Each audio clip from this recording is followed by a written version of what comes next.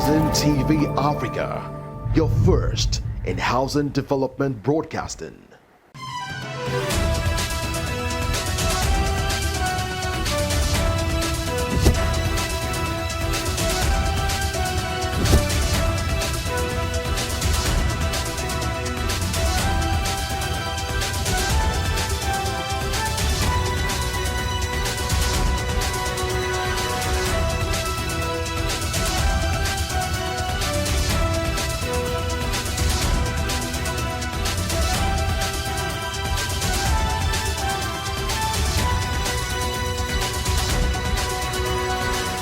Hello and welcome to Housing TV News at the top of the hour, coming to you from our studios in the nation's capital, Abuja. I am Joyce Nwosu. Our top stories. Ignore foreign plans. President Tinubu urges African leaders. Reps Committee releases list of proposed 31 new states. Governor Agbu Kefas pledges school building expansion. Targets 30 students per class. HDAN begins nationwide compilation of unoccupied housing projects. From the foreign scene, Buffalo ranks the hottest housing market in the US. We begin with national matters. President Bola Tinubu has urged African leaders, including subnationals, to quit depending on foreign plans and failing to break free from client-state mentalities. He said this during the Dr. Kayode Fayemi Commemorative Symposium and launch of the Amandla Institute for Policy and Leadership Advancement, with the theme Renewing the Pan-African Ideal for the Changing Times, the Policy and Leadership Challenges and Opportunities. The President, represented by Vice President Kashim Shettima, emphasized that despite the continent's differences, Africa cannot afford to tackle its development challenges with outdated methods. He stated that the world is not waiting for Africa to catch up and called for urgent action to bridge the technological gap and foster unity for the continent's progress.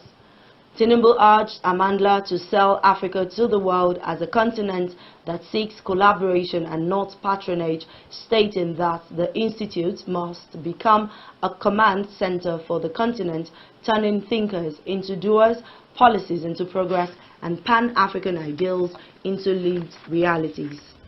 The Nigerian Senate is set to investigate allegations made by the head of state of Niger Republic, Brigadier General Abdurrahmani Tishani, accusing Nigeria of colluding with France to destabilize Niger through a new militia group identified as Lakurawa. The Senate Committees on National Security and Foreign Affairs have been directed to investigate the matter and report their findings. The resolution stems from a motion moved on the floor of the upper legislative chamber by the Bauchi South Senator Umar Shehu at Thursday's plenary session. Senator Shehu Buba voiced significant concerns over allegations from Niger Republic's head of state, Brigadier General Abdurrahmani Tishani, accusing Nigeria of colluding with France to destabilize Niger using a new militia group called Lakurawa. As a result, the lawmakers seek Senate intervention to recommend diplomatic and security measures aimed at restoring and strengthening the historical ties between Nigeria and Niger. Brigadier General Chani also alleged plans to establish a base for Lakurawa in a forest near Gaba, Sokoto State, with operational reach extending to Sokoto, Zamfara, and Kebbi States. Additionally, he claimed that foreign military bases in Nigeria are being used to target Niger's oil pipelines and create security threats. As a result, the lawmakers seek Senate intervention to recommend diplomatic and security measures aimed at restoring and strengthening the historical ties between Nigeria and Niger. The Senate decided to halt an open debate on the allegations due to the sensitivity of the matter, but directed its committees on national security and foreign affairs to investigate further and report their findings. Let us just agree that his committee be made to go and carry out whatever investigation that needs to be carried out, and the committee will present a report to us in an executive session to be discussed further by the committee of the whole. I agree that on account of diplomatic relations and national security, we should refer the issues to the appropriate committees. But I suggest that it should be a joint committee. The Committee on Foreign Relations is also very important. The motion is now referred to the Committee on Intelligence and National Security, jointly with the Committee on Foreign Affairs, to report back to this August Senate, to report back within 4 weeks. As the Senate anticipates feedback from its joint committee, it resolved to debate the outcomes in an executive session. The federal government has assured the Nigeria Labour Congress (NLC) that President Bola Tinubu is committed to industrial peace in the country, appealing to all stakeholders in the labour sector to avoid all unnecessary issues that would lead to industrial disputes. The Minister of Labour and Employment, Mohammed Dinjadi, stated this when he visited the President of NLC, Mr. Joe Ajero, at the Labour headquarters in Abuja. He further commended the NLC President on the maturity he displayed by stepping back from their planned protest on telecom hike.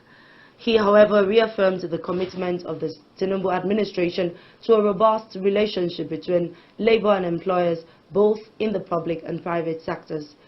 Ajero appreciated the visit by the minister, emphasizing that it displayed his readiness and commitment to perform the functions he was appointed for effectively.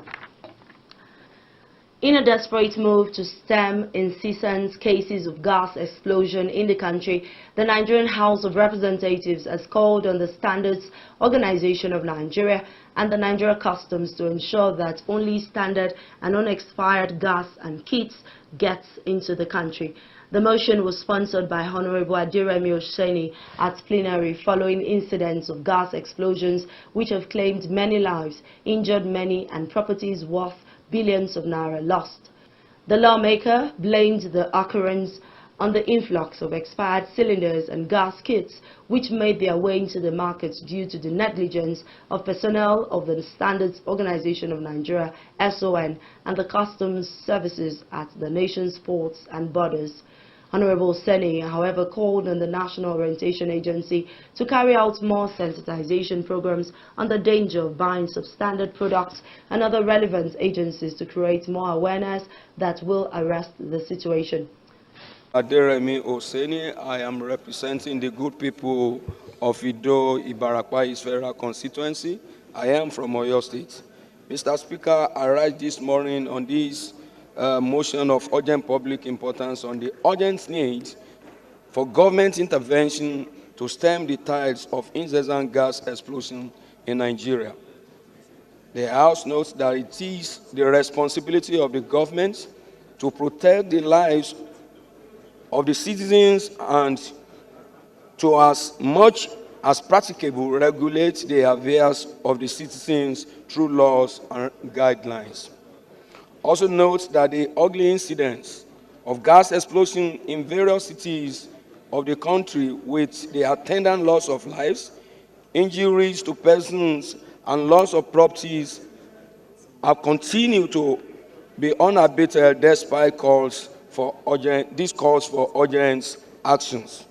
Worried that experts have attributed the causes of the explosion to factors like expired gas cylinder, importation and use of substandard cylinders, tanks and kits, the use of improperly localized fabricated cylinders with inferior materials. Mr. Speaker, the House also worried that aside the cooking gas, that is the LPG, the CNG converted vehicles also joined the explosion queue. The Nigerian Senate has intervened in response to a catastrophic fire and oil spill from manifold well 8/BUG008 in OML 18 located in Bukuma, Akum, Rivers State. Senator representing Rivers West Banigo Ipalibo, who raised the motion during plenary also raised alarm over the environmental and health consequences of recurrent oil spills in the region, calling for swift investigation and intervention from relevant government agencies to quickly address the spillage. While presenting her motion, the Rivers lawmaker expressed concern over the delayed response of responsible oil companies, a situation she says has increased the sufferings of affected communities. Recognizes the severe consequences of this incident, including contamination of rivers, farmlands, and aquatic life, which constitute the primary source of livelihood for the residents of Buguma. The pollutants released pose significant health risks, including respiratory and waterborne diseases, and long-term effects such as cancer and organ damage. Lawmakers who contributed to the motion also recommended the inclusion of additional prayers for a more comprehensive approach to addressing the issue. The federal government should declare a national emergency program for the rebuilding, rehabilitation, and recalibration of the national oil, onshore oil wells, flow stations, and pipeline infrastructure in Nigeria. Urge the Ecological Management Committee and relevant agencies to ascertain cleanup costs, charges, and penalties of each and every oil spill or fire hazard and charge operators accordingly. Deputy President of the Senate, Barau Jibrin, who presided over the plenary session, urged relevant agencies to take decisive actions and curb the menace. The major factor is the fact that we have an infrastructure that has become decayed. And the second factor is the fact that there are some level of sabotage in that. The Senate has the latitude to deal with the matter. So let me put the question. Those in favor of this prayer, please say aye. Those against say nay. Oh, the ayes have it. At the end, the matter was referred to the Committee on Environment and Petroleum Upstream for further legislative action.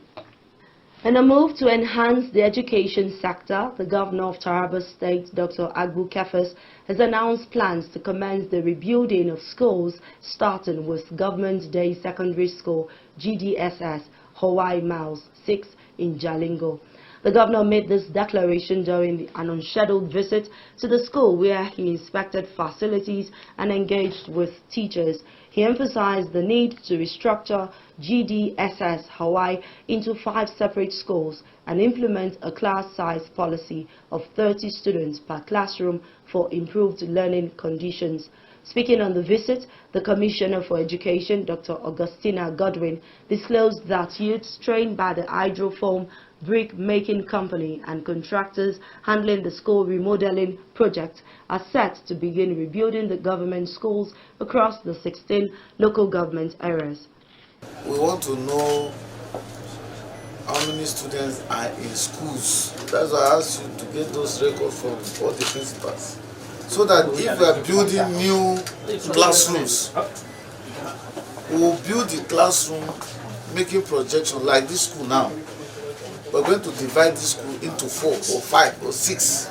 So we're going to create new schools like 5 out of this.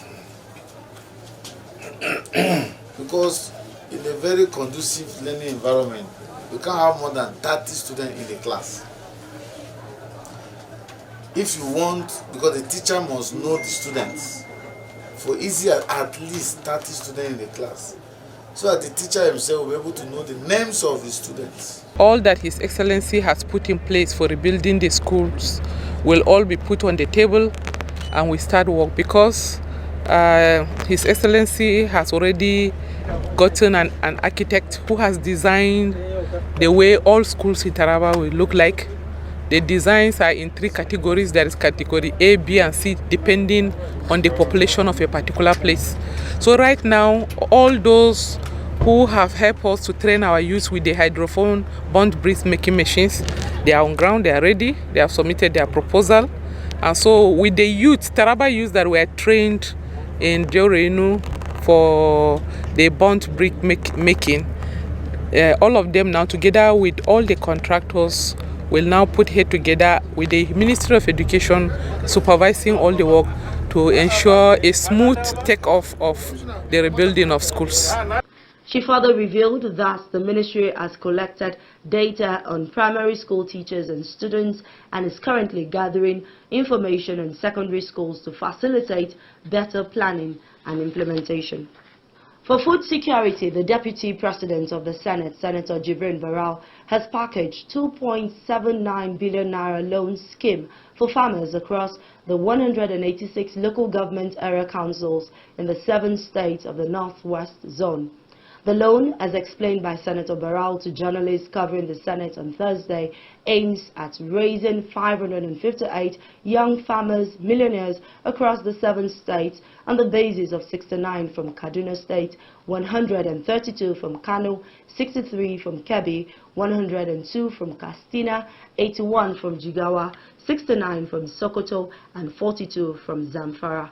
Barau, who was represented by his Special Advisor on Policy and Monitoring, Professor Bashir Muhammad Fage, said under the program tagged Barau Initiative for Agricultural Revolution in the Northwest, 3 young farmers will be selected from each of the 186 local government areas of the 7 states. The Barau Initiative for Agricultural Revolution in the Northwest aims to use the vast arable land in the geopolitical zone to restore agricultural prominence and to achieve food security. 3 young men, 3 young farmers will be selected from each of the 186 local government areas of the 7 states that comprise the Northwest geopolitical zone: Kano, Kaduna, Katsina, Kebbi, Jigawa, Sokoto, and Zamfara. Each selected beneficiary will receive 5 million naira loan to invest in farming during this year's cropping season. The sum of 2.79 billion will be disbursed to the beneficiaries. We thank God that so far so good. Various interventions by the government has lowered the incidence of banditry and insecurity, especially in the Northwest Zone. But the program is extensively collaborating with all the relevant security agencies, along with the states and local government councils, including the traditional institutions, to ensure the security of all the participants that are going to partake in the program. Each beneficiary of the program will receive 5 million naira to invest in farming during this season. The total sum of 2.79 billion naira will be disbursed to the BEFI. We take a pause here. News stories from the build sector are up next. Please stay with us. Get credible and authentic housing news at your fingertips by downloading the Housing TV mobile app. You can also join the African International Housing Show live from across the globe through the Housing TV mobile app. The mobile app features live streaming and trending housing news. You can locate the AIHS venue via the app, network with AIHS seasoned speakers, and live chat with exhibitors. You can also order house or building materials at AIHS via this app. Download the Housing TV mobile app now from the App Store and Google Play Store. And don't forget to click on the notification button. Available for both iOS and Android users. Housing TV is also on Star Times, channel 149 decoder. You're still watching Housing TV News at the top of the hour. Now to the build sector. The Housing Development Advocacy Network, HDAN, has commenced the compilation of unoccupied housing projects across various states in Nigeria, with the presentation of all identified projects expected to be made available within 4 months. This was disclosed by the Executive Director of HDAN, Festus Adebayo, in Abuja. According to him, the organization, which comprises over 5,000 professionals in the housing and construction sector, is taking a proactive approach to tackling Nigeria's housing crisis. He, however, stated that the organization has been at the forefront of advocating for housing sector reforms, and in 2025, the organization is intensifying its efforts by setting up various committees focused on policy lobbying. Adebayo noted that the group is pushing for amendments to outdated housing-related laws such as the Federal Housing Authority Act, the Federal Mortgage Bank of Nigeria Act, and the National Housing Fund Act. The group, however, is considering a legal framework to support social housing and ensure affordable shelter for citizens, and also strengthen housing sector research. The Nigerian Association of Chambers of Commerce, Industry, Mines and Agriculture, NASIMA, is set to strengthen economic ties with Germany through a strategic partnership with the IHK Gisang Friedberg Chambers of Commerce and Industry. Speaking at the meeting, Alhaji Lai Mohammed, who is the managing partner of Birds Custard, while introducing the German delegation to NASIMA, President Dele Kelvin Oye highlighted the long-standing relationship between IHK Gisang Friedberg and Nigeria. Dr. Matthias Leder, in his address, says Gisang Friedberg is focused on partnership in dual vocational education projects designed to enhance technical skills and vocational training in Nigeria. He stated further that Nigerian SMEs are invited to participate in the World Meets in Gisang, an international B2B forum that offers a cost-effective platform for businesses to network and explore new markets and access to global opportunities. If Nigerian chambers had more power, they could become a growth factor of the economy of Nigeria. We have also to care for companies who participate in the dual vocational training.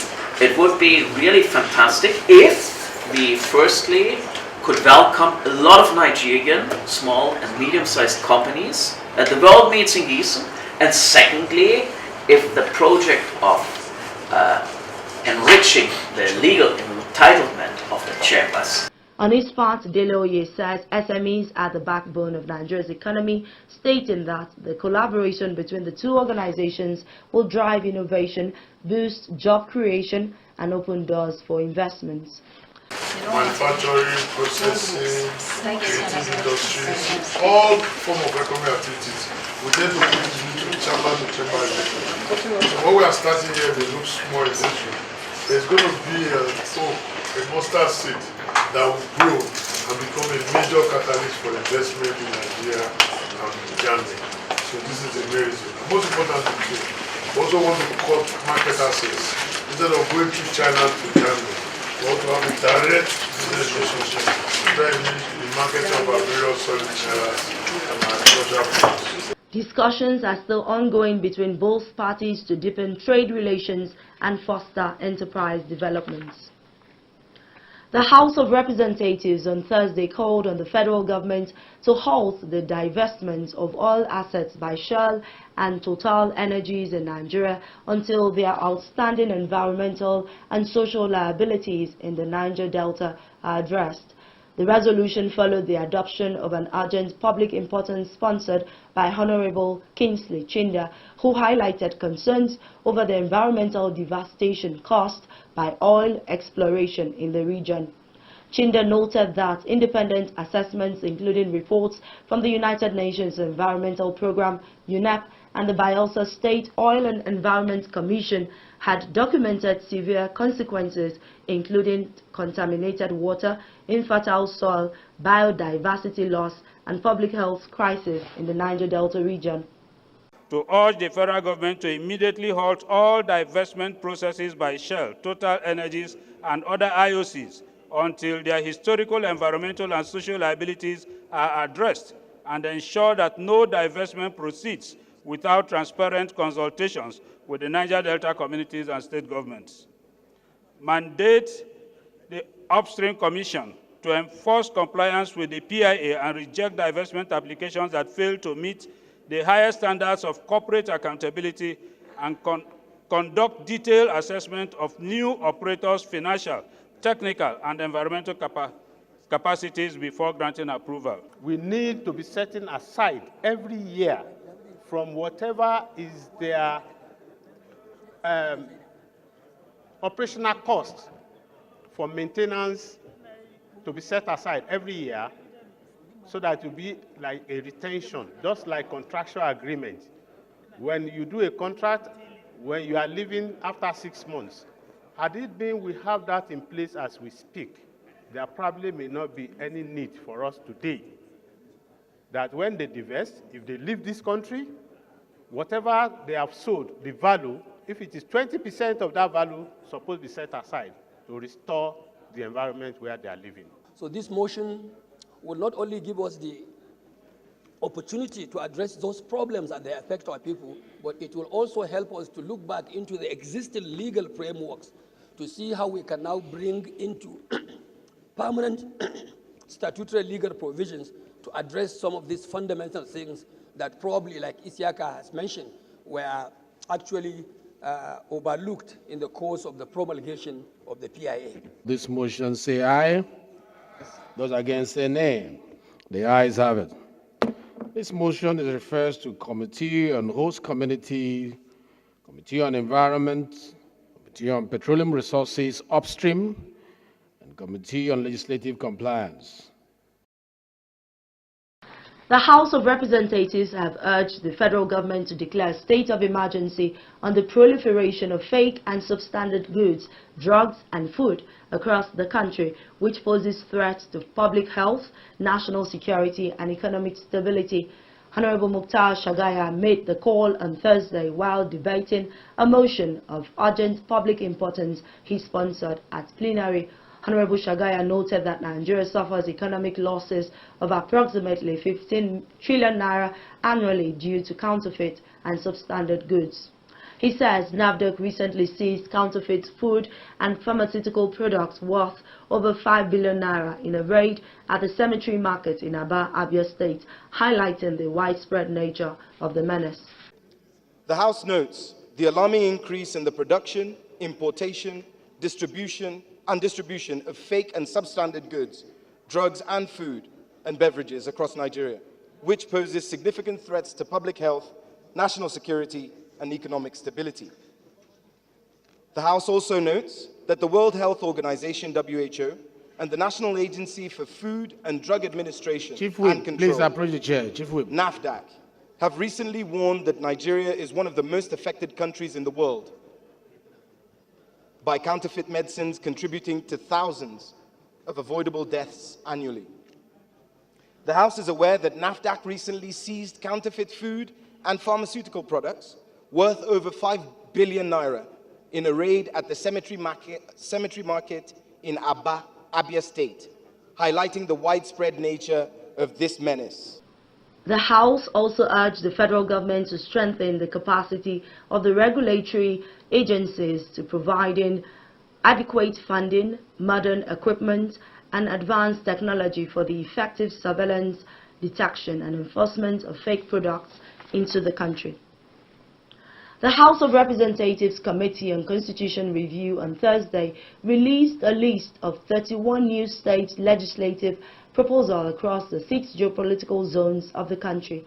The proposal for the new states was contained in a letter read during Thursday's plenary session by Deputy Speaker Benjamin Kalu, who presided over the session in the absence of the Speaker, Mr. Tajuddin Abbas. The Constitution Review Committee is chaired by Right Honorable Kalu, who read out the list of the proposed states, which has 6 new states for North Central, 4 in the Northeast, 5 in the Northwest, 5 in the Southeast, 4 in South-South, and 7 in Southwest. The committee has reviewed the proposals for the creation of new states in accordance with Section 8, Subsection 1 of the Constitution of the Federal Republic of Nigeria, 1999, as amended. This section outlines specific requirements that must be fulfilled to initiate the process of state creation, which include the following. New state and boundaries. 1. An act of the National Assembly for the purpose of creating a new state shall only be passed if a request supported by at least 2/3 majority of members representing the area demanding the creation of the new state in each of the following, namely the Senate and the House of Representatives, the House of Assembly in respect of the area, and the local government council in respect of the area is received by the National Assembly. Local government advocates for the creation of additional local government area are only reminded that Section 8 of the Constitution of the Federal Republic of Nigeria, as amended, applies to this process. Specifically, in the accordance with Section 8.3 of the Constitution, the outcome of the votes of the state houses of assembly and the referendum must be forwarded to the National Assembly for further legislative action. According to the 1999 Constitution as amended, this section also outlines specific requirements that must be fulfilled to initiate the process of state creation, which include the following. An act of the National Assembly for the purpose of creating a new state shall only be passed if it requires support by at least the third majority of members representing the area demanding the creation of the new state in each of the following, namely the House of Representatives, the Senate, the State Houses of Assembly of the area, and the local government council in the area received by the National Assembly. From the foreign scene, Buffalo has been ranked the hottest housing market in the nation by Zillow for the second consecutive year.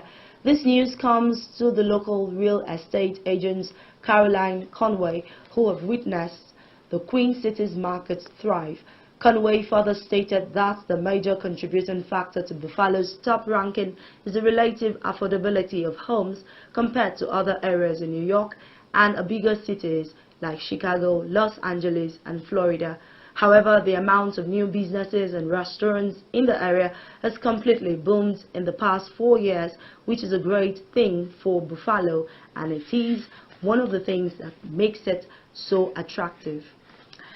That's the much we can take on Housing TV News at the top of the hour. Before we go, a quick recap of our top stories. Ignore foreign plans, President Tinubu urges African leaders.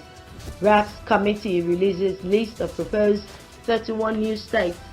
Governor Agbo Kefas pledges school buildings expansion, targets 30 students per class.